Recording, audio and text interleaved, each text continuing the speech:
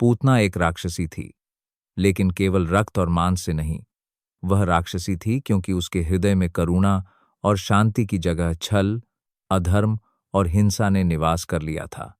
वह केवल असुरकुल की एक साधारण दैत्यनी नहीं थी, बल्कि मायावी शक्तियों में पारंगत, रूप, रचना और मंत्र जप की अपूर्व कला में दक्ष थी, जिसे राक्षस राज कंस ने विशेष रूप से प्रशिक्षित किया था। और यही कंस उसका वास्तविक स्वामी था, न केवल शासन का, बल्कि उसकी आत्मा और चेतना का भी। पूतना का मूल नाम क्या था, यह कोई नहीं जानता, लेकिन ब्रह्मांड की चुप किताबों में दर्ज एक कथा कहती है कि वह पहले एक महान ऋषि की पुत्री थी, जिसने एक जन्म में शिव की उपासना कर अमरत्व का वर मांग लिया था, पर वरदान के साथ शाप भी जुड़ा था। तू अमर रहेगी, परंतु मृत्यु को लाने वाली बनेगी। मातृत्व का स्वाद पाना चाहेगी, पर हर शिशु की मृत्यु का कारण बनेगी। और इस शाप से ग्रस्त होकर वह जन्मों जन्मों तक भटकी, कभी यक्षिणी बनी, कभी डाकिनी, और अंततः कंस के दरबार में पूतना के नाम से प्रसिद्ध हुई, जहां वह बच्चों को मारने वाली असुरनी मानी जाती थी। अब बात उस काल की है जब धरती पर अत्याचार बढ़ गए थे, अधर्म अपनी सीमाएं लांघ चुका था, ब्रह्मांड की गति अवरुद्ध होने लगी थी, और देवताओं ने श्रीहरि विष्णु से प्रार्थना की थी कि वे स्वयं अवतार लें और इस अन्याय का नाश करें। तब कृष्ण का जन्म हुआ, वसुदेव और देवकी की 8वीं संतान के रूप में। परंतु जन्म होते ही वासुदेव ने योगमाया की कृपा से बालक को गोकुल पहुंचा दिया, जहां यशोदा और नंद उसे पालने लगे। इधर कंस को जब आकाशवाणी ने यह चेताया कि उसकी मृत्यु देवकी की 8वीं संतान के हाथों निश्चित है, तब उसने संतानें मारनी आरंभ कर दीं। और जब 8वीं संतान के रूप में कन्या को, योगमाया को, मारने गया, तो वह उसके हाथ से छूटकर आकाश में चली गई और बोली, हे मूर्ख, तुझे मारने वाला बालक कहीं और पल रहा है। तब कंस का हृदय भय और क्रोध से भर उठा, और उसने चारों दिशाओं में अपने विश्वासपात्र राक्षसों को भेजा कि वे कहीं भी नवजात शिशु हों, उन्हें मार डालें। और इसी क्रम में पूतना को आदेश मिला कि वह गोकुल सहित पास के सभी ग्रामों में जाकर नवजात शिशुओं की हत्या करे, विशेषकर उस रहस्यमयी बालक की जिसे योगमाया ने जन्म का कारण बताया था।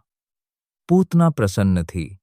मृत्यु उसके लिए श्वास की तरह सरल थी, और वह बिना शस्त्र केवल अपने विषैले स्तनों के दूध से बच्चों की जान ले सकती थी, क्योंकि उसके स्तनों में तंत्र मंत्र से उत्पन्न कालकूट विष भरा था, जो किसी भी बालक को दूध पीते ही तत्काल मृत्यु की नींद सुला सकता था। तब एक रात वह आकाश मार्ग से उड़ी, अपने रूप को सुंदर स्त्री में परिवर्तित कर लिया। केशों में मल्लिका के फूल, नेत्रों में माया का भ्रम, वक्ष पर चंदन का लेप और चेहरे पर मातृत्व की मृदु मुस्कान, मानो स्वर्ग से कोई अप्सरा उतरी हो।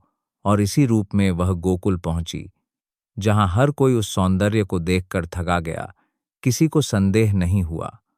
और जब वह नंद भवन पहुंची, तो यशोदा सहित अन्य स्त्रियां भी उस पर मोहित हो गईं। उन्होंने उसे कोई बाधा नहीं दी, क्योंकि उस समय यशोदा थकी हुई थीं। कृष्ण को झुला झुलाने के बाद निद्रा की ओर झुक रही थीं। तब पूतना धीरे से पालने की ओर बढ़ी।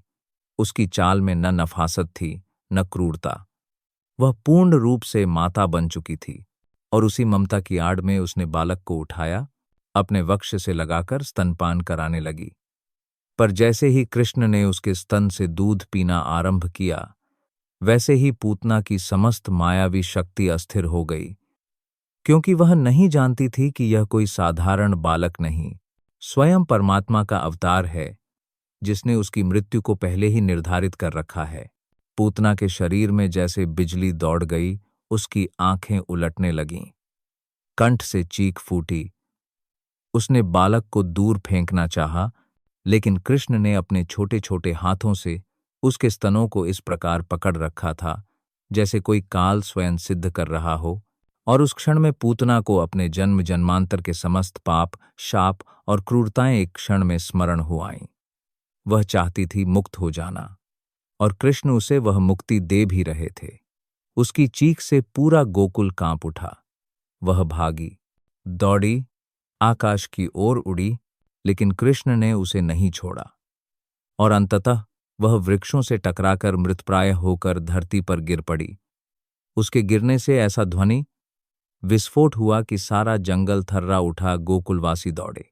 उन्होंने देखा विशालकाय पूतना का शव धरा पर पड़ा है और बालक कृष्ण उसी के वक्ष पर खेल रहे हैं, हंस रहे हैं, मानो कुछ हुआ ही न हो। यशोदा घबरा गईं, दौड़ीं, कृष्ण को उठाया और स्त्रीवर्ग ने मिलकर उसे गंगाजल से नहलाया, रक्षा सूत्र बांधा। लेकिन तभी नारद मुनि वहां प्रकट हुए और बोले, यह पूतना, जो अब तक असंख्य बालकों की हत्यारिन थी, आज स्वयं मोक्ष को प्राप्त हुई, क्योंकि उसने प्रभु को अपने स्तनों से दूध पिलाया। चाहे वह विस्मय ही क्यों न था, वह प्रभु का स्पर्श पाकर मुक्त हो गई। ऐसा दुर्लभ पुण्य भाग्यशाली साधकों को भी युगों में नहीं मिलता। इस प्रकार पूतना की मृत्यु एक कथा बनी, एक प्रतीक बनी कि कैसे एक राक्षसी भी मातृत्व की झलक में ईश्वर को अर्पित हो सकती है। और यही श्री कृष्ण का अलौकिक स्वरूप है।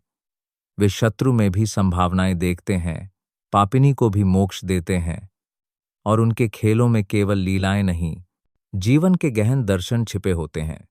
पूतना आई थी कृष्ण को मारने, लेकिन वह स्वयं मृत्यु से मुक्त हो गई। यही वह विषम सत्य है जो हमें श्री कृष्ण की बाल लीलाओं में गहराई से दिखता है, जहां खेल खेल में वह संसार के गूढ़ सिद्धांत समझा जाते हैं और बतलाते हैं कि ईश्वर की दृष्टि में केवल भाव प्रधान है। रूप, नाम, जाति, कुल सब मिथ्या हैं, और मातृत्व, even if momentarily fake when offered to God, becomes the path to salvation. Putana अब इतिहास है, लेकिन कृष्ण की कृपा से वह इतिहास केवल एक राक्षसी की कथा नहीं, एक उद्धार की गाथा है, जो हमें सिखाती है कि कोई भी कितना भी गिरा हुआ क्यों न हो, अगर एक बार भी ईश्वर का स्पर्श पा जाए, तो वह अनंत अंधकार से प्रकाश की ओर अग्रसर हो सकता है।